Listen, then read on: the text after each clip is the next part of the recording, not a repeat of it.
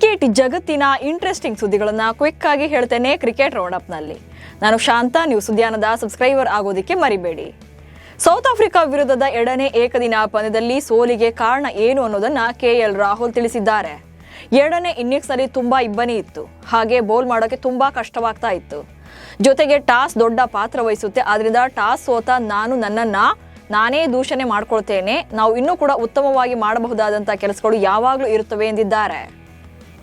ಏಕದಿನ ಪಂದ್ಯದಲ್ಲಿ ದಕ್ಷಿಣ ಆಫ್ರಿಕಾ ತಂಡದ ಚೇಸಿಂಗ್ ವೇಳೆ ವಿಕೆಟ್ ಕೀಪರ್ KL ರಾಹುಲ್ ಮತ್ತು ಬೌಲರ್ ಪ್ರಸಿದ್ಧ ಕೃಷ್ಣ ಕನ್ನಡದಲ್ಲೇ ಮಾತನಾಡಿಕೊಂಡಿದ್ದಾರೆ. ಈ ಇಬ್ಬರು ಆಟಗಾರರು ಕನ್ನಡದವರೇ ಅನ್ನೋದು ವಿಶೇಷ.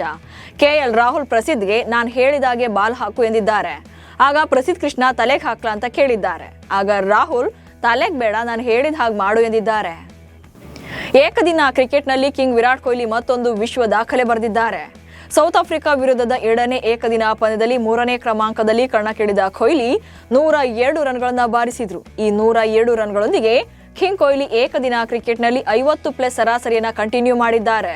ಈ ಮೂಲಕ ಏಕದಿನ ಕ್ರಿಕೆಟ್ ಇತಿಹಾಸದಲ್ಲೇ 4000ಕ್ಕೂ ಅಧಿಕ ದಿನಗಳ ಕಾಲ 50+ ಆವರೇಜ್ನಲ್ಲಿ ಕಾಣಿಸಿಕೊಂಡ ಏಕೈಕ ಬ್ಯಾಟರ್ ಎನಿಸಿಕೊಂಡಿದ್ದಾರೆ.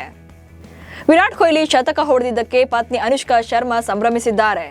ದಕ್ಷಿಣ ಆಫ್ರಿಕಾ ವಿರುದ್ಧದ ಏಕದಿನ ಪಂದ್ಯದಲ್ಲಿ ವಿರಾಟ್ ಕೊಹ್ಲಿ ಸತತ 2ನೇ ಶತಕ ಬಾರಿಸಿದ್ರು. ಕೊಹ್ಲಿ ಶತಕ ಹೊಡೆದು ಸಂಭ್ರಮಿಸುವಂತಹ ಫೋಟೋದ ಜೊತೆ ಅನುಷ್ಕಾ ಶರ್ಮಾ ಅದಕ್ಕೆ ಹಾರ್ಟ್ ಸಿಂಬಲ್ ಹಾಕಿ ಸೋಷಿಯಲ್ ಮೀಡಿಯಾದಲ್ಲಿ ಪೋಸ್ಟ್ ಮಾಡಿದ್ದಾರೆ. ದಕ್ಷಿಣ ಆಫ್ರಿಕಾ ವಿರುದ್ಧದ ಏಕದಿನ ಪಂದ್ಯದಲ್ಲಿ ರವೀಂದ್ರ ಜಡೇಜಾ ಫೀಲ್ಡಿಂಗ್ ಮತ್ತು ಬ್ಯಾಟಿಂಗ್ನಲ್ಲಿ ಫೇಲ್ಯೂರ್ ಆಗಿದ್ದಾರೆ. ಫಿನಿಶಿಂಗ್ ಪಾತ್ರ ನಿರ್ವಹಿಸಬೇಕಿದ್ದಂತ ಜಡ್ಡು ಅಂತಿಮ 27 ಎಸೆತಗಳಲ್ಲಿ 24 ರನ್ಗಳನ್ನು ಮಾತ್ರ ಕಲೆ ಹಾಕಿದ್ರು. ಇದರ ನಡುವೆ ಅವರ ಬ್ಯಾಟ್ನಿಂದ ಕೇವಲ 2 4ಗಳು ಮಾತ್ರ ಬಂದಿದ್ವು. ಹಾಗೆ ಫೀಲ್ಡಿಂಗ್ ಕೂಡ ಕಳಪೆ ಮಾಡಿದ್ದು ಫೀಲ್ಡಿಂಗ್ ಮರೆತರ ಎನ್ನುವಂತಹ ಪ್ರಶ್ನೆ ಮೂಡಿದೆ. ಸೌತ್ ಆಫ್ರಿಕಾ ವಿರುದ್ಧದ 5 ಪಂದ್ಯಗಳ T20 ಸರಣಿಗೆ ಭಾರತ ತಂಡ ಪ್ರಕಟ ಮಾಡಲಾಗಿದೆ. 15 ಸದಸ್ಯರ ಈ ತಂಡವನ್ನ ಸೂರ್ಯಕುಮಾರ್ ಯಾದವ್ ಲೀಡ್ ಮಾಡ್ತಾರೆ. ಇಂಜುರಿ ಕಾರಣದಿಂದಾಗಿ ಏಕದಿನ ಸರಣಿಯಿಂದ ಹೊರಗುಳಿದಿದ್ದ ಶುಭ್ಮನ್ ಗಿಲ್ ತಂಡಕ್ಕೆ ಕಮ್ಬ್ಯಾಕ್ ಮಾಡಿದ್ದು ವೈಸ್ ಕ್ಯಾಪ್ಟನ್ಸಿಯನ್ನು ವಹಿಸಿಕೊಂಡಿದ್ದಾರೆ. ಆಸ್ಟ್ರೇಲಿಯಾ ವಿರುದ್ಧದ ಸರಣಿಯಲ್ಲಿ ಆಡಿದ ಬಹುತೇಕ ಆಟಗಾರರು ಇಲ್ಲೂ ಕೂಡ ಕಂಟಿನ್ಯೂ ಆಗಿದ್ದಾರೆ. T20 ತಂಡದ ಖಾಯಂ ಸದಸ್ಯನಾಗಿದ್ದ ರಿಂಕು ಸಿಂಗ್ ರನ್ನ ದಕ್ಷಿಣ ಆಫ್ರಿಕಾ ವಿರುದ್ಧದ T20 ಸರಣಿಯಿಂದ ಕೈಬಿಡಲಾಗಿದೆ.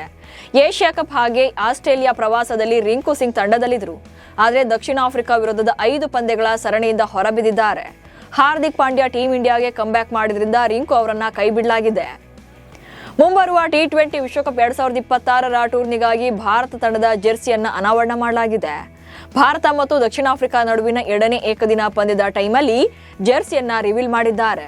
ರೋಹಿತ್ ಶರ್ಮಾ, ತಿಲಕ್ ವರ್ಮಾ ಹಾಗೆ ಭಾರತ ಕ್ರಿಕೆಟ್ ನಿಯಂತ್ರಣ ಮಂಡಳಿ ಕಾರ್ಯದರ್ಶಿ ದೇವಜಿತ್ ಸೈಕಿಯಾ ಜೆರ್ಸಿಯನ್ನ ಬಿಡುಗಡೆ ಮಾಡಿದ್ರು. ಟೀಂ ಇಂಡಿಯಾದ ವೇಗಿ ಮೋಹಿತ್ ಶರ್ಮಾ ಎಲ್ಲಾ ಮಾದರಿಯ ಕ್ರಿಕೆಟ್ಗೆ ವಿದಾಯ ಹೇಳಿದ್ದಾರೆ. IPLನಲ್ಲಿ ಆಡ್ತಾ ಇದ್ರು, ಆದ್ರೆ ಈಗ ಅಂತಾರಾಷ್ಟ್ರೀಯ ಕ್ರಿಕೆಟ್ನ ಜೊತೆಗೆ ಎಲ್ಲಾ ಮಾದರಿಯ ನಿವೃತ್ತಿ ಘೋಷಿಸಿದ್ದಾರೆ. ಇನ್ಮುಂದೆ ಮೋಹಿತ್ ಶರ್ಮಾ IPLನಲ್ಲಿ ಕೂಡ ಆಡೋದಿಲ್ಲ. ಭಾರತ ಕ್ರಿಕೆಟ್ ತಂಡದ ಹಲವು ಆಟಗಾರರು ಪೊಲೀಸ್ ಇಲಾಖೆಯಲ್ಲಿ ಸೇವೆ ಸಲ್ಲಿಸುತ್ತಿದ್ದಾರೆ. ಈ ಸಾಲಿಗೆ ವಿಶ್ವ ಚಾಂಪಿಯನ್ ಆಟಗಾರ್ತಿ ರಿಚಾ ಘೋಷ್ ಕೂಡ ಸೇರ್ಪಡೆಯಾಗಿದ್ದಾರೆ. ರಿಚಾ ಘೋಷ್ ಅವರನ್ನ DSP ಆಗಿ ನೇಮಕ ಮಾಡಲಾಗಿದ್ದು ಸಿಲಿಗುರಿಯಲ್ಲಿ ACP ಆಗಿ ಅಧಿಕಾರ ವಹಿಸಿಕೊಂಡಿದ್ದಾರೆ. ಮಹಿಳಾ ಏಕದಿನ ವಿಶ್ವಕಪ್ ಗೆಲುವಿನಲ್ಲಿ ರಿಚಾ ಮಹತ್ವದ ಕೊಡುಗೆ ನೀಡಿದ್ರು. ಇವಿಷ್ಟು ಇವತ್ತಿನ ಕ್ರಿಕೆಟ್ ರೌಂಡಪ್ ಸುದ್ದಿಗಳು. ನಮಸ್ಕಾರ.